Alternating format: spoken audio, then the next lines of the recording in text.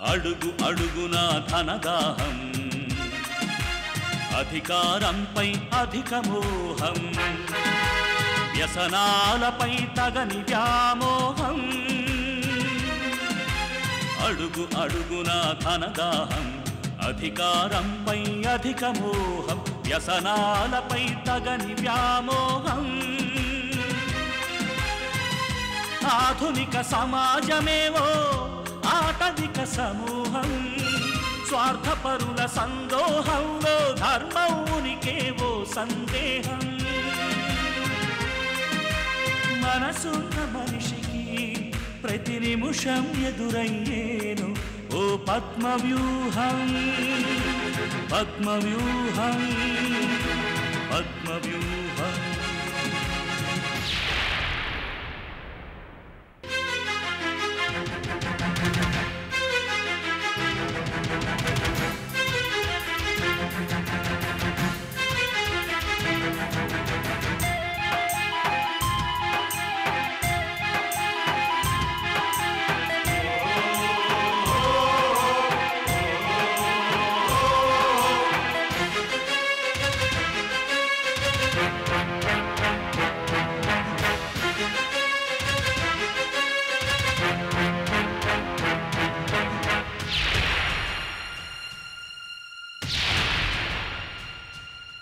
ప్రతి కదలిక వెనుక ఓ లాభానికై చింత అవసరం లేకుంటే అరక్షణమైన నిలువరు నీ చెంత ప్రతి కదలిక వెనుక ఓ లాభానికై చింత అవసరం లేకుంటే అరక్షణమైన నిలువరు నీ చెంత ఇది కన్నీటినే వేలం వేసే కసాయి సంత ఇది కన్నీటినే వేలం వేసే కసాయి సంత విలువలకై వెతుకులాట నేడొక పెద్ద వింత విలువలకై వెతుకులాట నేడొక పెద్ద వింత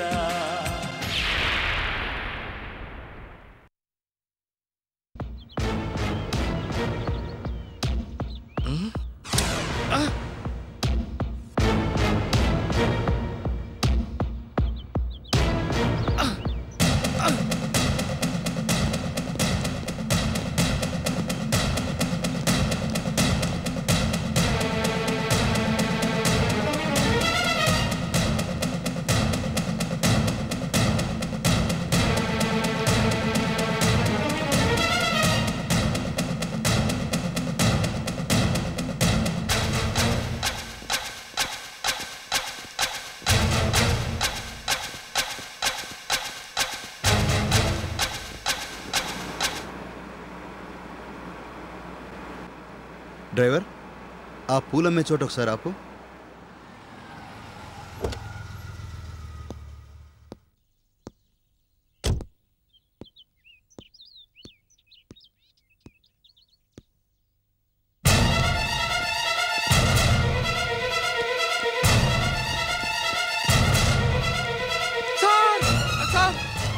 మల్లేష్ ఆ దుర్గాగాడి మనుషులు నన్ను చంపడానికి వస్తున్నారు సార్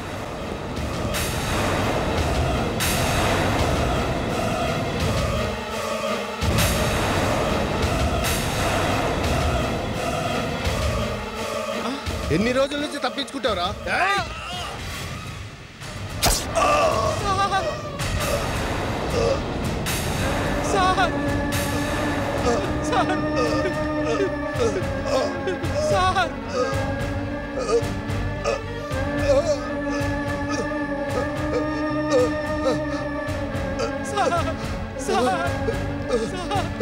అయ్యో సార్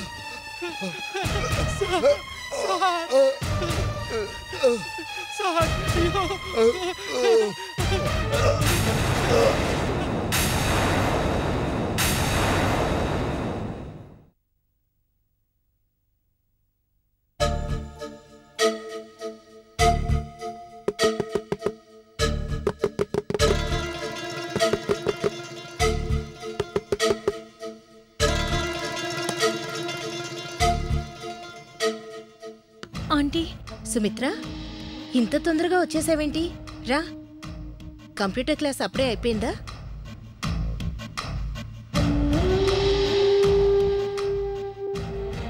ఏంటి, ఏం మాట్లాడడం లేదు? ఆంటీ. ఏంటి సుమిత్ర?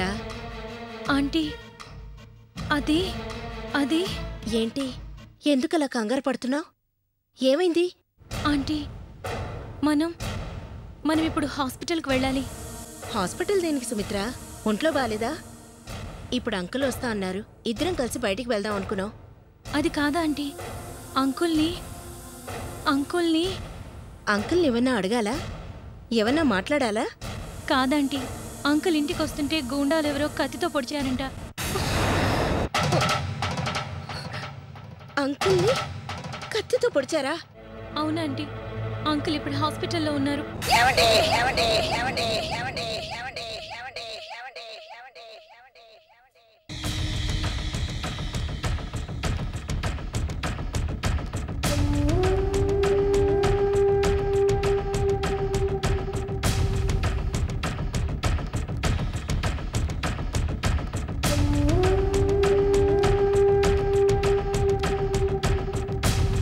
అమ్మగారు, ఆయనకి ఇప్పుడు ఎలా ఉంది మల్లేష్?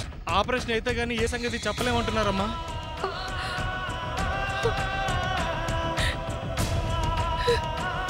ఈ పాపం అంతా నాదేనమ్మా. నన్ను రక్షించడానికి వస్తే కత్తి ఆయన కడుపులో దిగబడిపోయింది. ఆంటీ,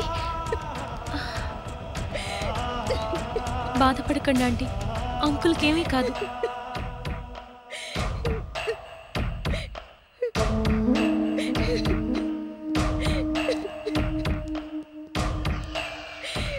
ఊరుకోండమ్మా, అయ్యగారు దేవుళ్ళు లాంటి వారు, ఆయనకేమీ కాదు. మీరు ధైర్యంగా ఉండండమ్మా. అవునమ్మా, ఆయన మంచితనం ఆయన కాపాడుతుంది. సార్ ప్రాణాల మీదకి తెచ్చిన వాళ్ళు ఎవరైనా సరే అంత తేలిగ్గా వదలమమ్మా, వాళ్ళంతా చూస్తాం.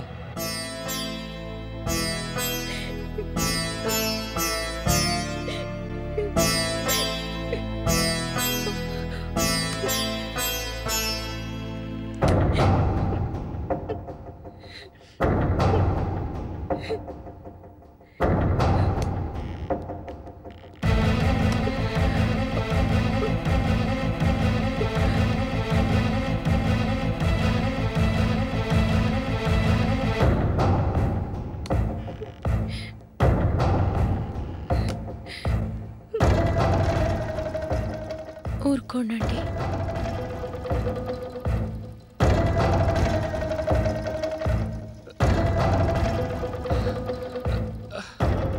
ఆపరేషన్ అయిపోయిందా మేడం? లేదు, ఓ నెగిటివ్ గ్రూప్ బ్లడ్ కావాలి. హాస్పిటల్లో లేదు, బయట ట్రై చేసినా దొరకలేదు. కండిషన్ చాలా క్రిటికల్గా ఉంది. బ్లడ్ దొరకపోతే ఆయన బ్రతకడం కష్టం.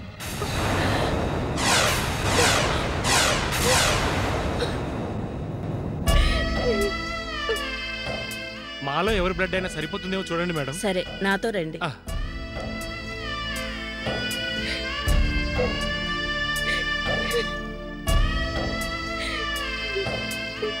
ఆంటీ,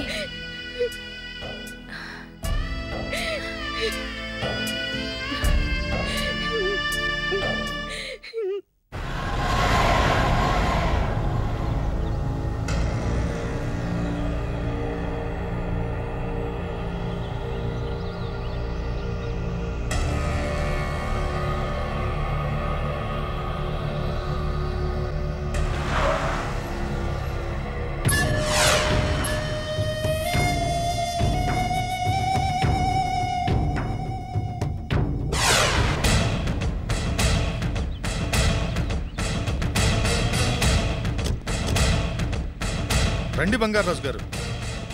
మర్యాదలు చాలుగానే ఏంటి మీరు చేసిన పనే? ఆ మల్లేష్ గారి సంగతి చూడనంటే మీరు కృష్ణేశ్వరరావుకి అటాకిస్తారా? అసలు మీకు పొరలు పనిచేస్తున్నాయా, తాగేసి పని చేస్తున్నారా? ఇప్పుడు ఆ కృష్ణేశ్వర హాస్పిటల్లో ఉన్నాడు. వాడి గనక స్పృహ వచ్చిందంటే ముందుగా చెప్పేది నా పేరు. దాంతో నాకు రావాల్సిన ఎలక్షన్ టికెట్ రాదు. నువ్వేదో పెద్ద పోటుగాడు అని ఈ పని నీకు అప్పచెప్పాను. అదేదో నేను చేసుకున్నా సరిపోయేది. చిచి, నువ్వింత చేతగాని సవట సన్నాసం అనుకోలేదు. సారీ సార్, నా సర్వీసులో ఇంతవరకు ఎప్పుడు ఇలా జరగలేదు. ఇలాంటి పెదవులు నమ్ముకోబట్టి పని బద్నాం చేశారు, నా ఇజ్జత్ తీసేశారు. ఏం చేయమంటావన్నా? ఆ మల్లేష్ గాని పొడుస్తుంది పోతే సడన్ గా ఆయన అడ్డం వచ్చిండు. కత్తి ఆయన కడుపులో దిగింది, అంతే. ఏం చేయాలి? పనులు చెడగొట్టింది చాలక పనికి మాలి సోదంతా చెప్పుకో. బాగా తాగేసుంటావు. ఆ మత్తులో మల్లేష్ గాడికి కృష్ణేశ్వరరావుకి తేడా తెలియలేదు నీకు. ఎవరినొకడు పొడి చేస్తే ఓ పని అయిపోయింది అనుకున్నావు, పొడి చేసావు. ఇట్లాంటి తాగుబోతోళ్ళు నమ్ముకుంటే ఇట్లాగే ఉంటాయి పనులు. ఈ జానిగడు పోలీసులు చిక్కాడనుకో, వాళ్ళు ఉతికారేస్తారు. ఆ దెబ్బలకు తట్టుకోలేక ఈడు నిజం చెప్పేస్తాడు. అప్పుడు నువ్వు నేను ఇరుక్కుంటాం. పోలీసులు చూస్తా ఊరుకోరు. నిన్ను నన్ను ఒకే సెల్లోకి శోభన గదిలో పంపినట్టు పంపుతారు. అక్కడికి దిగిపోద్ది నా స్టేటస్. అదే సార్, ఏం చేయాలని ఆలోచిస్తున్నాను. ఇంతవరకు ఆలోచించింది చాలు గాని ముందు పోలీసులకు దొరకకుండా ఆ జానిగాడిని అండర్ గ్రౌండ్ కు పంపించు. మంచి ఐడియా చెప్పారు సార్, థ్యాంక్ యూ. అరే జానీ, దుబాయ్ వెళ్ళి 6 నెలల పాటు అన్నయ్య దగ్గరుండు. నేను రమ్మన్నప్పుడు దూ గాని. మంచిదన్నా. ఏదో పొరపాటు జరిగిపోయింది సార్, క్షమించండి సార్. చూడు, ఆ కృష్ణేశ్వరరావు ఆపరేషన్ బల్ల మీద చచ్చాడనుకో, ఏ గొడవ ఉండదు. మనం కూడా ఓ 5 నిమిషాలు కళ్ళు మూసుకొని ఆత్మకు శాంతి కలగాలని ప్రార్థన చేస్తాం. పొరపాటున బ్రతికాడనుకో, వాడంత తేలిగ్గా వదలడం. పోలీసులు కోర్టులు అంటాడు. ఆ గొడవలోంచి బయటపడడానికి బోల్డ్ అంత ఖర్చు అవుతుంది. అది ఎవడిస్తాడు? నీ బాబు గడిస్తాడు అనుకున్నావా? పని జరగలేదు కాబట్టి 2-3 రోజుల్లో నేను ఇచ్చిన అడ్వాన్స్ తిరిగి ఇచ్చేయి. లేకపోతే నిన్ను లేపేయడానికి వేరే వాడికి అడ్వాన్స్ ఇవ్వాల్సి వస్తుంది.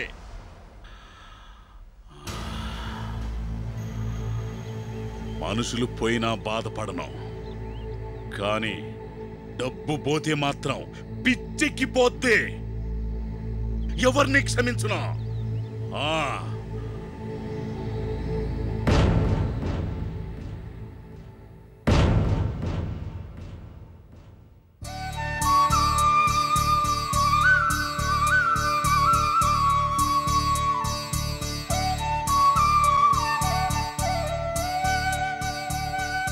ఇది అర్జెంటుగా ఆపరేషన్ థియేటర్లో ఇచ్చిరా.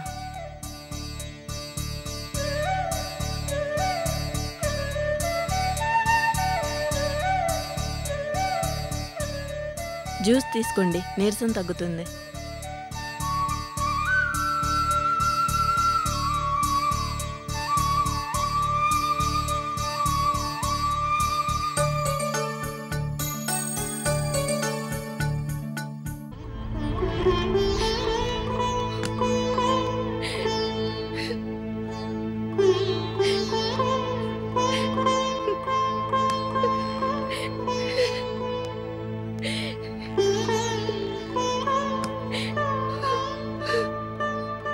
ఏంటమ్మమ్మా ఇది?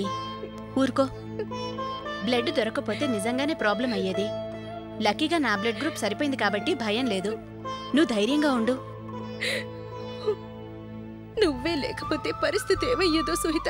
అవునమ్మా, రక్తం దొరకదనుకున్న సమయంలో సుహితమ్మది బాబుగారిది ఒకటే రక్తం అవడం మన అదృష్టం. బాబుగారికి ఏం కాదమ్మా, ఆపరేషన్ బాగా అయ్యి ఆయన తొందరలోనే కోలుకుంటారు. అవునమ్మమ్మా, మా అందరికీ ఏ సమస్య వచ్చినా ధైర్యం చెప్పేదానివి. నువ్వే ఇలా కంగారు పడితే ఎలా చెప్పు? ఆపరేషన్ సక్సెస్ఫుల్గా అవుతుంది. తాతయ్య మళ్ళీ మామూలు అవుతారు. నువ్వు ధైర్యంగా ఉండు. ఇలా జరిగిందని మిత్రకి ఫోన్ చేసి చెప్తాను. డాక్టర్, తాతయ్యకి ఎలా ఉంది? He's out of danger. సమయానికి ఆయన గ్రూప్కి సంబంధించిన బ్లడ్ దొరకడం వల్ల సేవ్ అయ్యారు. ప్రాణాపాయం తప్పింది. Thank you most doctor. Welcome. చూసావా అమ్మమ్మా, నేను చెప్పినట్టే తాతయ్యకి ఏమీ కాలేదు. నువ్వు చేసిన పూజలేవీ వృధా కాలేదు. ఓ 4 రోజులు రెస్ట్ తీసుకుంటే తాతయ్య మళ్ళీ నార్మల్ అయిపోతారు. మరి నేను బయలుదేరుతానమ్మమ్మా. సాయంత్రం అమ్మను మిత్రను తీసుకుని మళ్ళీ వస్తాను. మంచిది. నేను కూడా ఇంటికెళ్ళి క్యారియర్ తెస్తానంటీ. నిన్నటి నుంచి మీరేమీ తినలేదు. ఇంటి దగ్గర రెడీగా ఉందా? నువ్వు వెళ్ళి వండాలా? వండాలంటే వద్దు, నేను ఇంటికెళ్ళి భోజనం పంపిస్తాను. లేదు, రెడీగానే ఉంది. అయితే నాతో వచ్చేయి, నిన్నింటి దగ్గర డ్రాప్ చేస్తాను. ఆంటీ, నేను వెళ్ళి వెంటనే వచ్చేస్తాను. అలాగేనమ్మా.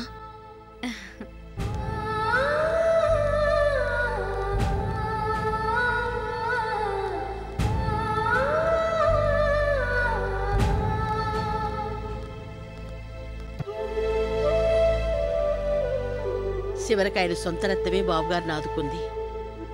రక్త సంబంధం అని ఊరికే అనరమ్మా. బాబుగారు తన సొంత తాతయ్యని తెలియకపోయినా సాటి మనిషి ప్రాణాలు నిలబెట్టడానికి రక్తం ఇచ్చింది. అది సుయితమ్మ గొప్పతనం. మంచితనం మోసపోతే సుయితమ్మ అవుద్దమ్మా. ఆ పెద్ద మనసుకి 2 చేతులు ఎత్తి దండం పెట్టాలి.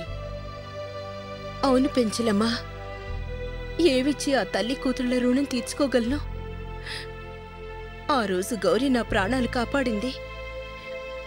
ఇవాళ సుహిత వాళ్ళ తాతయ్యను బ్రతికించుకుంది. నా పసుపు కుంకుమ నిలబెట్టింది.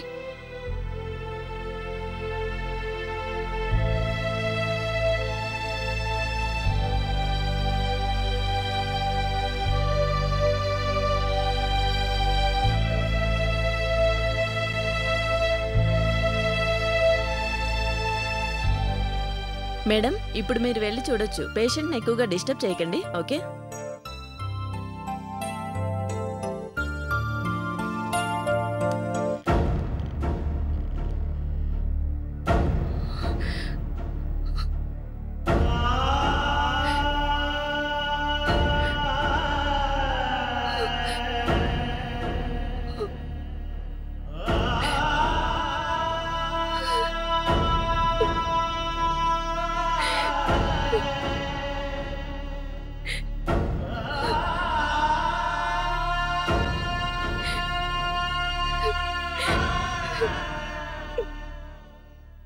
ఏడవకు శారదా, నాకేం పర్వాలేదు.